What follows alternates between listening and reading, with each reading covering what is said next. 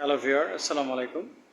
আমরা অনেকেই জানি যে হিন্দুরা ঈশ্বরকে কখনো পরমেশ্বর, কখনো পরমাত্মা, কখনো তারা শিব, কখনো তারা ব্রহ্মা, কখনো তারা বিষ্ণু, কখনো লক্ষ্মী, কখনো সরস্বতী, এরূপ বিভিন্ন নামে ডেকে থাকে। তার মানে হিন্দু ধর্মে কি একাধিক ঈশ্বর বিদ্যমান, নাকি হিন্দুরা এক ঈশ্বরে বিশ্বাসী? তো আজকে এই বিষয়ে কথা বলবো। সঙ্গে আছে আমি প্রভাষক ইফতেখার আহমেদ রতন। আসলে হিন্দুরা আমাদের মতোই, অর্থাৎ আমরা যারা মুসলমান, আল্লাহ সম্পর্কে আমরা যেমন ধারণা পোষণ করে থাকি, যেমন মহান আল্লাহ এক, তিনি সব কিছু সৃষ্টি করেছেন, তার আদেশ ছাড়া, তার হুকুম ছাড়া কোনো কিছুই হয় না। এই জগতে একমাত্র মহান আল্লাহ তাআলার আধিপত্য। মৃত্যুর পরে ভালো কাজের জন্য তিনি মানুষকে পুরস্কৃত করেন এবং খারাপ কাজের জন্য তিনি মানুষকে শাস্তি দিয়ে থাকেন। অর্থাৎ মহান আল্লাহ তাআলা সম্পর্কে আমরা মুসলমান যেরূপ ধারণা পোষণ করে থাকি, সিমিলারলি হিন্দুরাও কিন্তু আল্লাহকে এক জানেন বা ঈশ্বরকে এক জানেন, এবং আমাদের মতো তারাও ঈশ্বর সম্পর্কে সেম ধারণা পোষণ করে থাকেন। এখন প্রশ্ন হতে পারে, তাহলে এত ঈশ্বর কেন? কেন পরমাত্মা, কেন পরমেশ্বর, কেন ব্রহ্মা, কেন শিব, কেন বিষ্ণু? আসলে এটির ব্যাখ্যাটা এরূপ নয়। আপনার হিন্দু ধর্মের বিশ্বাস হচ্ছে ঈশ্বর নিজেকে নানাভাবে, নানা রূপে প্রকাশ করে থাকেন। হিন্দু ধর্মের বিশ্বাস হচ্ছে ঈশ্বর নিজেকে নানাভাবে, নানা রকম নিজেকে প্রকাশ করে থাকেন। কখনো ঈশ্বর নিজেকে সৃষ্টিকর্তা হিসেবে প্রকাশ করে থাকেন, তখন তাকে বলা হয় ব্রহ্মা। কখনো তিনি পালনকর্তা হিসেবে আবির্ভূত হন, তখন তাকে বলা হয় বিষ্ণু। কখনো তিনি জীবের প্রাণ হরণকারী হিসেবে আবির্ভূত হন, তখন তাকে বলা হয় শিব। কখনো তিনি জ্ঞান বিজ্ঞানের একমাত্র প্রতীক হিসেবে আবির্ভূত হন, তখন তাকে বলা হয় সরস্বতী। কখনো তিনি ধন দৌলত দেবার একমাত্র শক্তিধর হিসেবে প্রকাশ করেন, তখন তাকে বলা হয় লক্ষ্মী।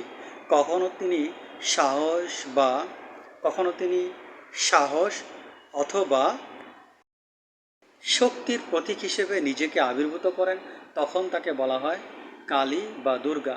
এইভাবে ঈশ্বর নিজেকে নানানভাবে প্রকাশ করে থাকেন।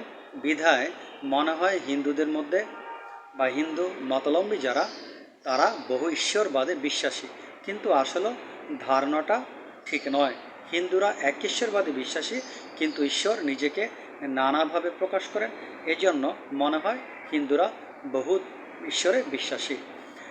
একটা এক্সাম্পল দিচ্ছি যে আপনার কেন এই ধরনের মতবাদ, অথবা কেন তারা এই ধরনের ধারণা পোষণ করে থাকেন, অথবা এই ধরনের ধারণা পোষণ করার উপযোগিতা কী আছে।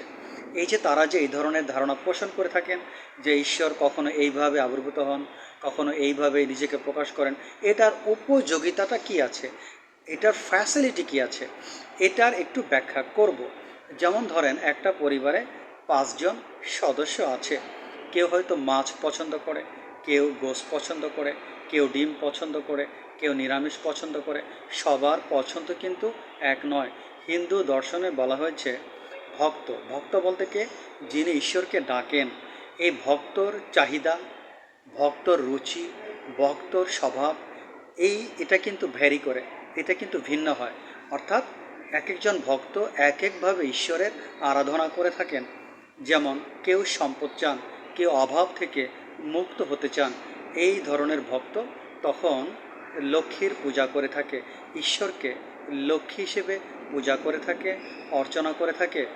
কোনো ভক্ত তিনি জ্ঞান চান, ঈশ্বরের কাছে তিনি জ্ঞান চান, তখন তিনি ঈশ্বরকে সরস্বতী হিসেবে অর্চনা বা পূজা করে থাকেন। কেউ হয়তো সাহস বা শক্তি চান, তখন তিনি ঈশ্বরকে দুর্গা হিসেবে অর্চনা করে থাকেন বা পূজা করে থাকেন। এভাবে যে যার চাহিদা অনুসারে ঈশ্বরকে ডেকে থাকে। এজন্যই এই সিস্টেমটা হিন্দু ধর্মে করা হয়েছে। কারণটা হচ্ছে এক একজন ভক্তের এক এক ধরনের মেন্টালিটি আছে।